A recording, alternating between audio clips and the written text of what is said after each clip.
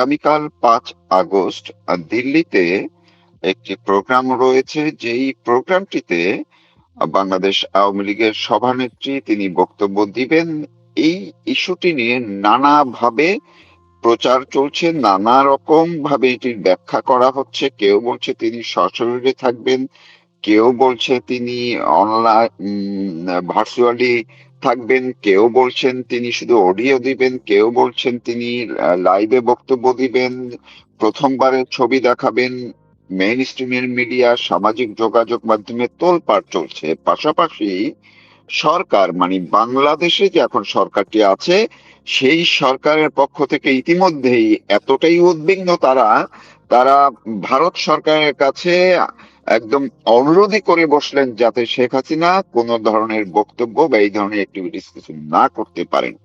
আসলে আগামীকাল কি হচ্ছে, প্রোগ্রামটি কি, এটি নিয়ে মানুষের মধ্যে যে ধরনের একটা আলোচনা কৌতূহল শুরু হয়েছে, সেই আলোকেই আমার সঙ্গে অতিথি আছেন, যুক্ত করেছি, অনুরোধ করেছি তার সঙ্গে, তার কাছ থেকে জানবো যে আসল ঘটনাটি কালকে কি ঘটতে যাচ্ছে। দিল্লির এই যে ফরেন করেসপন্ডেন্ট যে ক্লাবটিতে, সেইখানটায় কি হবে। সংগঠকদের একজন আছেন প্রকৌশলী মোহাম্মদ আলী সিদ্দিকী, যিনি যুক্তরাষ্ট্রে বসবাস করেন, দীর্ঘদিন কাজ করেন মানবাধিকার নিয়ে। বাংলাদেশ হিউম্যান রাইটস ওয়াচ বাংলাদেশের তিনি মহাসচিব যুক্তরাষ্ট্রের, লড়াই করছেন বাংলাদেশের মুক্তিযুদ্ধের পক্ষের মানুষের জন্য, এবং বাংলাদেশ যাতে আবার মুক্তিযুদ্ধের বাংলাদেশে ফিরে যায় সেই জন্য। মোহাম্মদ আলী সিদ্দিকী, আমি আপনাকে কৃতজ্ঞতা জানাচ্ছি, ধন্যবাদ জানাচ্ছি। আমি জানি যে জাস্ট কয়েক ঘন্টা আগে আপনি যুক্তরাষ্ট্র থেকে দিল্লিতে পৌঁছেছেন, এখনো বিশ্রাম নিতে পারেননি, আয়োজন নিয়ে ব্যস্ত। কি হচ্ছে, আপনারা কি করছেন, এবং আয়োজক কারা যদি একটু বলেন। অনেক ধন্যবাদ রফিক মারুফ ভাই, আপনার জনপ্রিয় শোতে আমাকে একটু কথা বলার সুযোগ দেওয়ার জন্য। আমাদের আগামীকালকের একটি প্রেস কনফারেন্স, যেটা foreign correspondents club south Asia দিল্লিতে অবস্থিত, সেখানে অনুষ্ঠিত হবে, এবং এটা 58টা মেম্বার স্টেট এর সমন্বয়ে গঠিত এই এফসিসি সাউথ এশিয়ান ক্লাব। আমরা বাংলাদেশের চলমান রাজনৈতিক পরিস্থিতিতে সর্ববৃহৎ ঐতিহ্যবাহী রাজনৈতিক দল বাংলাদেশ আওয়ামী লীগকে এই সুদখোর দানবীয় বিদেশি দালাল মোহাম্মদ ইউনূস যে সরকার উৎখাতে, রেজিম চেঞ্জে যে ভূমিকা পালন করে, তারপরে দলীয় প্রধান জননেত্রী শেখ হাসিনা সহ আওয়ামী লীগের সকল শীর্ষ নেতারা তারা জীবন বাঁচাতে দেশ ত্যাগে বাধ্য হন, কেউ কেউ গ্রেপ্তার হয়ে জেলে আছেন, এবং সেই সংখ্যাটা প্রায় 1.5 লক্ষাধিক, যারা বর্তমানে কারাবরণ করছে মিথ্যা মামলায়, অধিকাংশের ক্ষেত্রে হত্যা মামলা এবং সন্ত্রাস দমন আইনে মামলা দিয়ে তাদেরকে রাখা হয়েছে।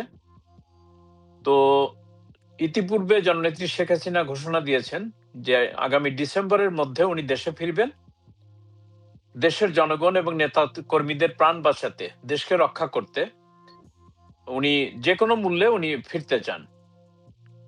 অন্যদিকে বর্তমান বিএনপি সরকার, তারাও ইউনূসের এই মানে কি বলবো, মানবাধিকারের চরম লঙ্ঘন, গণতন্ত্রহীনতার মধ্য দিয়ে চলছে, তারা বাধার সৃষ্টি করছে যাতে শেখ হাসিনা দেশে ফিরতে না পারেন। তারা একটা ডুয়েল গেম প্লে করতেছে। বিশেষ করে একদিকে এক্সট্রাডিশন চুক্তির আওতায় শেখ হাসিনাকে ফেরত নেওয়ার জন্য পুনঃ পুনঃ ভারত সরকারকে অনুরোধ জানাচ্ছেন, আবার যখনই শেখ হাসিনা দেশে ফিরতে চাচ্ছেন সে সময় আবার তাদের হৃদকম্পন শুরু হয়েছে। মনে হচ্ছে তারা ঝড়ের পূর্বাভাস দেখতে পাচ্ছে, যাতে শেখ হাসিনা ফিরতে না পারেন তার সকল ব্যবস্থা নিচ্ছেন। আমরা আগামীকাল সরাসরি জননেত্রী শেখ হাসিনা এবং তার কি বলবো সুযোগ্য পুত্র সজীব ওয়াজেদ জয়, যারা দুজনই এই প্রেস কনফারেন্সে সরাসরি ভার্চুয়ালি যুক্ত হবেন। কিনোট স্পিকার হিসেবে সজীব ওয়াজেদ জয় বক্তব্য রাখবেন। জননেত্রী শেখ হাসিনা সাংবাদিকদের উদ্দেশ্যে উনি একটি ভোট অফ থ্যাঙ্কস বা ধন্যবাদ জ্ঞাপক বক্তব্য দেবেন এবং প্রয়োজন হলে উনি গুরুত্বপূর্ণ প্রশ্নের উত্তর ওই সম্মেলনে দেবেন বলে আমরা আশা করছি।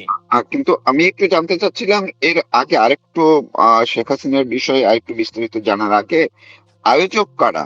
এটি কি আচ্ছা, এই হ্যাঁ মা- সেটা বলছি যে আয়োজক বেসিক্যালি এই এফসিসি ক্লাব আর বাংলাদেশ হিউম্যান রাইটস ওয়াচ আমাদের অনুরোধে এই ক্লাব তারা মনে করছে যে বাংলাদেশে যে গণতন্ত্রহীনতা, মানবাধিকার লঙ্ঘন, সংখ্যালঘু নির্যাতন, এই এই বিষয় এটি একটি মৌলিক মানবিক বিষয়।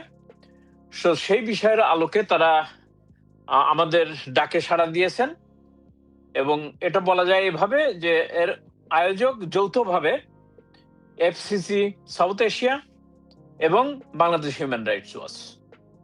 জি, ধন্যবাদ। একদম পরিষ্কার যে এটি আয়োজক আপনারা, অর্থাৎ হিউম্যান রাইটস ওয়াচ বাংলাদেশ এটি কোঅর্ডিনেশনটা করছেন আপনারা, এবং এফসিসি কে আপনারা অনুরোধ জানিয়েছেন। এফসিসি সার্বিক বিষয়টি তারা গুরুত্ব বিবেচনায় নিয়ে তারা এই আয়োজনটি করছে।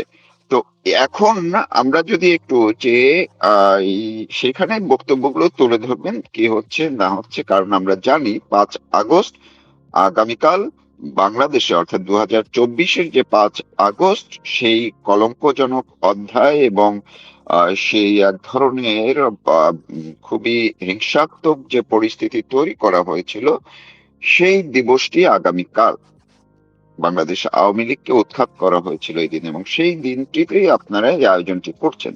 তো শেখ হাসিনা সেখানে বক্তব্য দিবেন। এখন একটি জায়গায় নানা মত দেখা যাচ্ছে। তিনি কি সরাসরি, মানে তার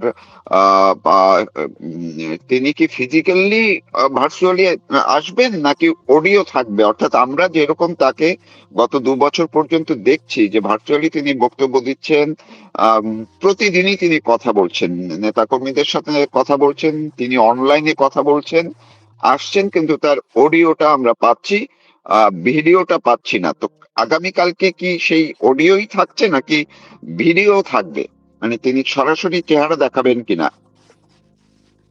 এ বিষয়টি নিয়ে ওনার কাছে কোনো চাপাচাপি আমরা করিনি।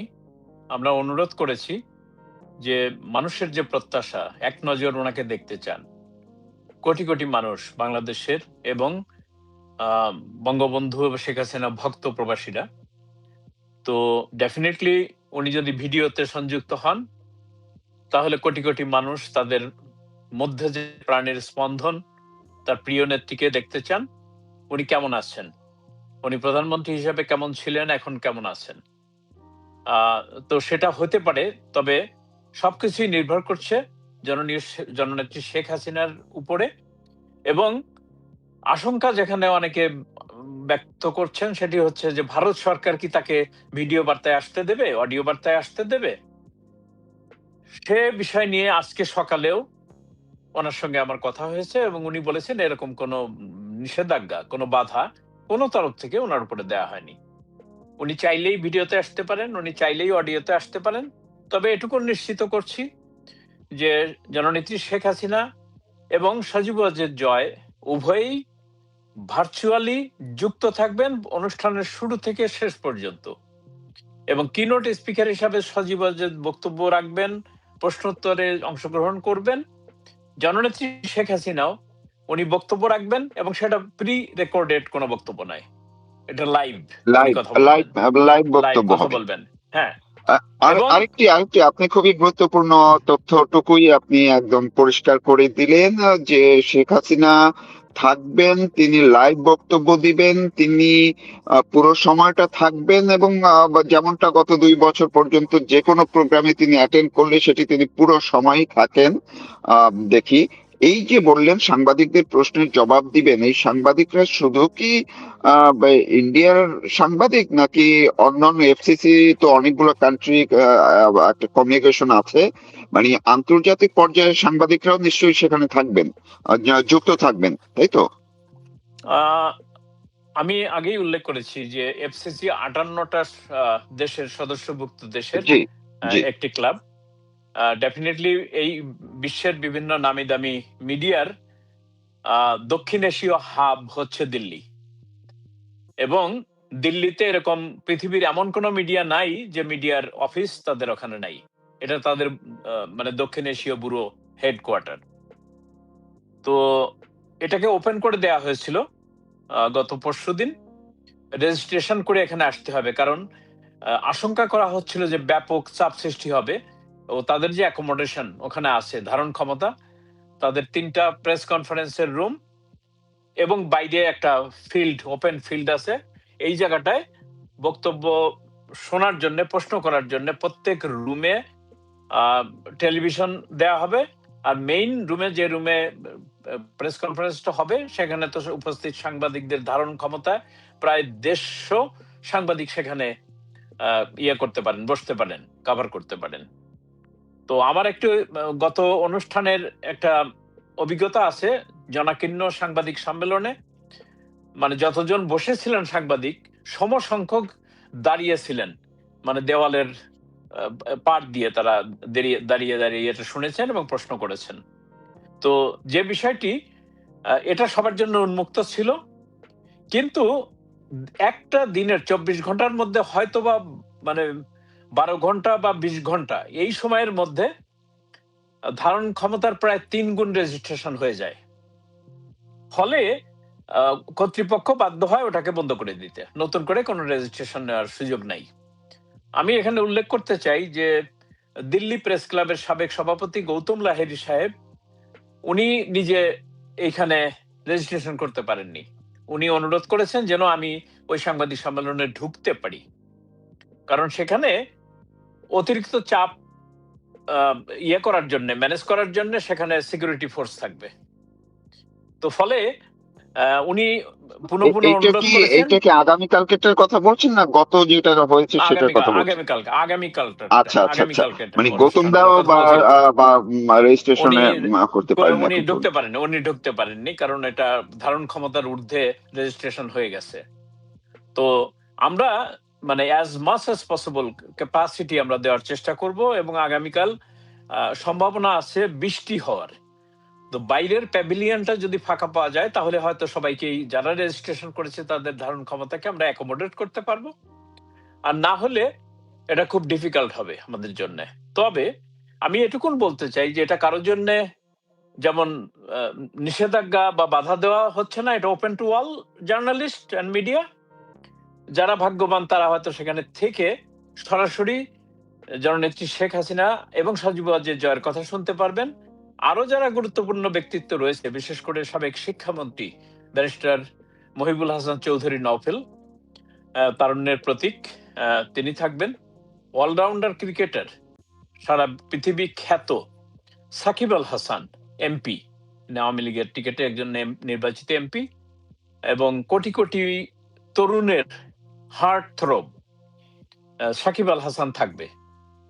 তিনিও ভার্চুয়ালি যুক্ত হবেন এবং তিনি কথা বলবেন। তার কথা ছিল ফিজিক্যালি থাকার, কিন্তু তার ব্যক্তিগত একটি সমস্যার কারণে শ্রীলঙ্কায় অবস্থান করছেন, তিনি উপস্থিত থাকতে পারবেন না। আরো কিছু তরুণ এখানে আছে, যেমন লন্ডন থেকে যুক্ত হবে আমিনুল হক পলাশ, একজন সাইবার সিকিউরিটির এক্সপার্ট, প্লাস এনএসআই এর একজন সাবেক কর্মকর্তা, সামরিক কর্মকর্তা, এবং দীর্ঘদিন ধরে যিনি ইউনুসীয় যত অনিয়ম, দুর্নীতি, শোষণ সেটা নিয়ে কাজ করছেন, তিনি যুক্ত থাকবেন। তো আমি যে বিষয়টি ফিল করছি সেটা হলো কি যে আমরা যুক্তরাষ্ট্র থেকে 3 সদস্যের একটি প্রতিনিধি দল আমরা এসেছি, এবং আমরাও সেখানে থাকবো। আমরাও চেষ্টা করব হয়তোবা এই হেভিওয়েট ভিভিআইপির সামনে আমাদের উপস্থিতি বা অংশগ্রহণটা গৌণ হবে। আমরা অপেক্ষায় থাকবো যে কোটি কোটি মানুষ বঙ্গবন্ধু তনয়া জননেত্রী শেখ হাসিনার এই যে দেশে ফেরার ডিসেম্বরের মধ্যে সেই ঘোষণা হয়তো আরো সুস্পষ্টভাবে উনি উনি দেশবাসীর উদ্দেশ্যে, প্রবাসীদের উদ্দেশ্যে উনি বলবেন। আর ধন্যবাদ আপনাকে। আপনি অনেক গুরুত্বপূর্ণ বিষয়গুলো বললেন এবং মূল একদম আশা করি দর্শক যারা শুনছেন তাদের যে মনীয় যে প্রশ্নগুলি আছে আগামীকালকের এই প্রোগ্রাম নিয়ে বা কৌতূহল আছে সেটি অনেকটাই পরিষ্কার করতে পেরেছেন প্রকৌশলী মোহাম্মদ আলী সিদ্দিকী। আমি শেষ করছি এই জায়গাটি আবার একটু রিপিট করেই আপনার কাছ থেকে শুনে, সেটা হচ্ছে অর্থাৎ আগামীকালকে শেখ হাসিনা যে বক্তব্য দিবেন, তিনি যে লাইভে আসবেন কথা বলবেন, সেটি কি তিনি সরাসরি এই প্রথমবারের মতো ফিজিক্যালি লাইভে আসবেন কিনা সেটি একেবারেই নির্ভর করছে শেখ হাসিনার উপরে। তিনি চাইলে আসতে পারেন, আবার শুধুমাত্র অডিও মানে অডিও ভিজুয়াল যেটা অর্থাৎ অনলাইনে তিনি লাইভে এই 2 বছর পর্যন্ত যেভাবে কথা বলছেন সেইভাবেও তিনি কথা বলতে পারেন, কিন্তু লাইভে ফিজিক্যালি অ্যাটেন্ড করবেন কিনা সেটি দেখার জন্য আমাদেরকে সবাইকে অপেক্ষা করতে হবে কালকে এই প্রোগ্রাম পর্যন্ত। বিষয়টি তেমনটি। অবশ্যই আপনি একান্তই পরিষ্কার করে বলেছেন এবং আমরা আশা করছি যে গত এফসিসি ক্লাবের আমাদের প্রেস কনফারেন্সে 24 ঘন্টায় প্রায় 11 কোটি ভিউ হয়েছিল।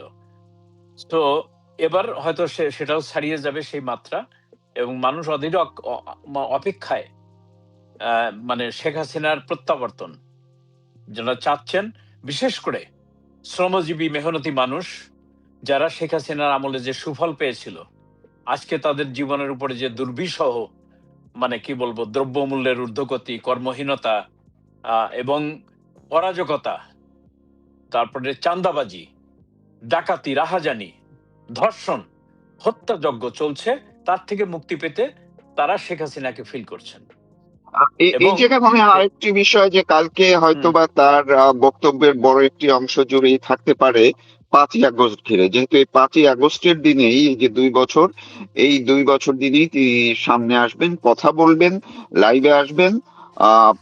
তো সেই জায়গাটিতে একটা হচ্ছে তিনি দেশে ফেরা আর একটা হচ্ছে 5ই আগস্ট, সেটি নিয়ে নিশ্চয়ই তিনি কোনো বার্তা দিবেন হয়তো, নাকি আপনার কি মনে হয়? আমরা আমরা এভাবে বলতে পারছি যে আমি মনে করি যে বাংলাদেশের সচেতন মানুষ তারা ইতিমধ্যে এই যে পশ্চিমাদের যে ডিপ স্টেটের যে ষড়যন্ত্র রেজিম চেঞ্জের এবং তার সঙ্গে দেশীয় যে সমস্ত দালাল যাদের স্বরূপ ইতিমধ্যে উন্মোচিত হয়েছে, বাংলাদেশটাকে প্রকৃত অর্থে বেছে দেওয়া হয়েছে মার্কিন সাম্রাজ্যবাদের কাছে।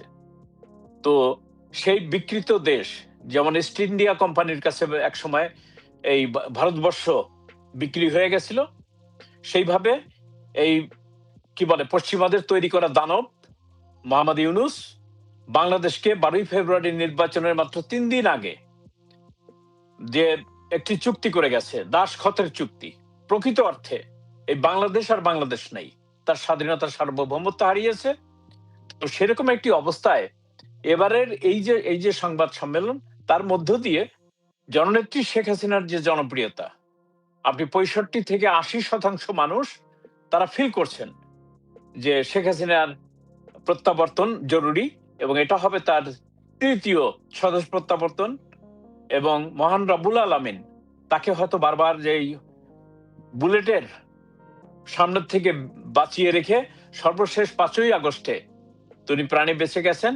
হয়তো আরো কোনো মহৎ কাজ আল্লাহ পাক ওনার হাত দিয়ে এই খেটে খাওয়া দুঃখী বাঙালি জাতির জন্য অবশিষ্ট আছে। উনি ফেরত গিয়ে এই দুর্বৃত্তায়িত সরকারকে হটিয়ে বাংলাদেশের মানুষের মুক্তির সংগ্রামকে আবার বেগবান করে এগিয়ে নিয়ে যাবেন, এটাই আমাদের প্রত্যাশা। অনেক ধন্যবাদ আপনাকে। দর্শক, আপনারা পরিষ্কারভাবেই শুনলেন যে আগামীকালকে দিল্লিতে কি হতে যাচ্ছে, কি হবে এবং সেই প্রোগ্রামের আয়োজক কারা, সেখানে কে কে বক্তব্য দিবেন। সেখানে বাংলাদেশ আওয়ামী লীগের সভানেত্রী শেখ হাসিনা আসবেন। সরাসরি ফিজিক্যালি তিনি সেখানে উপস্থিত থাকবেন না, কিন্তু ভার্চুয়ালি থাকবেন। এবং সেই ভার্চুয়ালি তিনি কি এই 2 বছরের মাথায় প্রথমবার তার চেহারা দেখাবেন কিনা লাইভে, নাকি তিনি শুধু অডিও তেই কথা বলবেন, সেটিও আমাদের দেখার জন্য অপেক্ষা করতে হবে আগামীকালকে প্রোগ্রামটা শুরু হওয়ার পূর্ব মুহূর্ত পর্যন্ত। প্রোগ্রামটি আপনারা ঠিক কয়টায় শুরু করছেন? আমরা এক্স্যাক্টলি দিল্লির সময় সন্ধ্যা 6টায় শুরু করব। 7:30 1.5 ঘন্টার প্রোগ্রাম হবে। অত্যন্ত কি বলবো, প্ল্যান্ড অ্যান্ড সিঙ্ক্রোনাইজড ওয়েতে। এবং আমরা আশা তার করছি এই মানে সময়ের মধ্যে বাংলাদেশ, আমরা তার মানে বাংলাদেশ সময় হচ্ছে বিকাল 5:30টায়। হ্যাঁ, এখানে আধা ঘন্টার টাইম ডিফারেন্স দিল্লির সময়ের সঙ্গে। বাংলাদেশ সময় 5:30টায়, রাইট।